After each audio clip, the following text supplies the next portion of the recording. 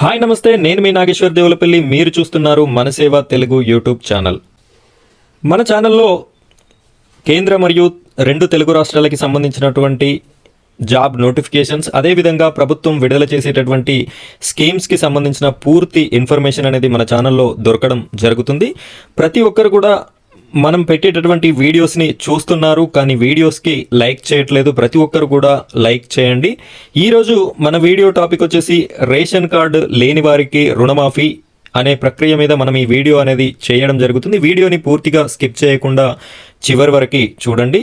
మొదటిసారిగా మన ఛానల్ని ఎవరైతే చూస్తున్నారో ప్రతి ఒక్కరు కూడా ఈ వీడియోకి ఒక లైక్ చేయండి. అదేవిధంగా మన ఛానల్ని సబ్స్క్రైబ్ చేసుకోండి. సబ్స్క్రైబ్ పక్కన ఉన్నటువంటి బెల్ ఐకాన్ని ట్యాప్ చేసి ఆల్ అని సెలెక్ట్ చేసుకోండి. మీరు ఇలా చేసుకోవడం వల్ల నేను ఒక వీడియో పోస్ట్ చేయగానే మీకు నోటిఫికేషన్ అనేది రావడం జరుగుతుంది.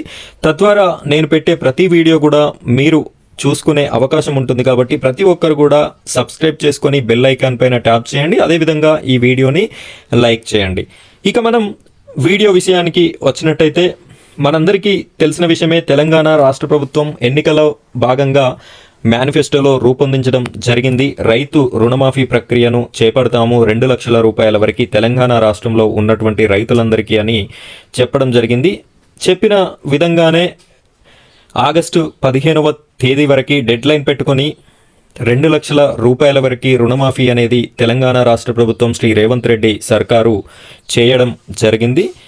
ఇందులో భాగంగా 22 లక్షల మందికి 18,000 కోట్ల రుణాన్ని తెలంగాణ రాష్ట్ర రైతాంగానికి ఇవ్వడం జరిగింది. అయితే ఇంకా కొంతమంది రేషన్ కార్డు లేని కారణంగా వారికి రాలేదు.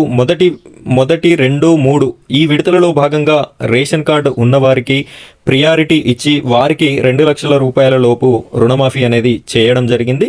ఈ రేషన్ కార్డు లేని వారికి అయితే 4 లక్షల మంది ఇంకా రుణమాఫీ పొందని వారు ఉన్నారు. వారందరి గురించి కూడా రాష్ట్ర ప్రభుత్వం ఒక మంచి నిర్ణయం తీసుకుంది. రేషన్ కార్డు లేకపోయినా సరే అర్హులైన ప్రతి రైతుకి 2 లక్షల రూపాయల రుణం అందించాలని సర్కార్ నిర్ణయించడం జరిగింది. అదేవిధంగా ఆధార్ కార్డులో మరియు బ్యాంక్ అకౌంట్లో మరియు పట్టా పాస్ పుస్తకంలో పేర్లు సరిగ్గా లేనటువంటి వారికి కూడా రుణమాఫీ ప్రక్రియ ఆగిపోయింది. వీరు కూడా 1,00,000కు పైగా మంది అనేది ఉండడం జరిగింది. ఈ రైతులకి కూడా శుభవార్త అనేది చెప్పింది.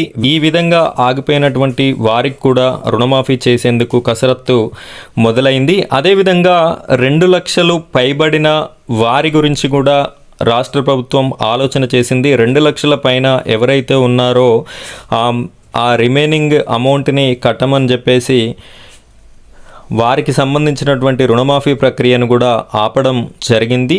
దానికి సంబంధించి కూడా ఒక నిర్ణయం తీసుకునే దిశలో రాష్ట్ర ప్రభుత్వం ఆలోచిస్తుంది.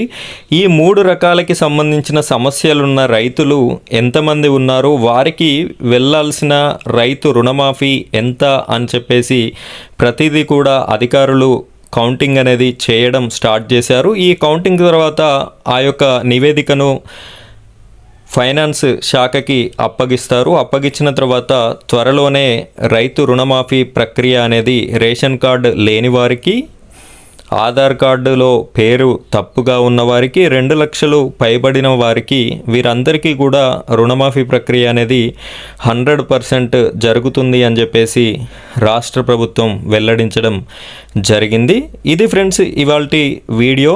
మరిన్ని వీడియోస్ చూడడానికి మన ఛానల్ని సబ్స్క్రైబ్ చేసుకోండి. ఈ వీడియోని లైక్ చేయండి. మీకు ఏ విధమైన డౌట్ ఉన్నా కూడా కామెంట్ సెక్షన్లో కామెంట్ చేయండి. నేను మీ ప్రతి కామెంట్కి కూడా రిప్లై అనేది ఇవ్వడం జరుగుతుంది. ప్రతి ఒక్కరు కూడా ఈ వీడియోని లైక్ చేసి మన ఛానల్ని సబ్స్క్రైబ్ చేసుకొని బెల్ ఐకాన్ని ట్యాప్ చేసుకోండి. మీరు ఇలా చేయడం వల్ల నేను పెట్టే ప్రతి వీడియో కూడా మీకు నోటిఫికేషన్ అనేది రావడం జరుగుతుంది. Thank you friends, thank you very much.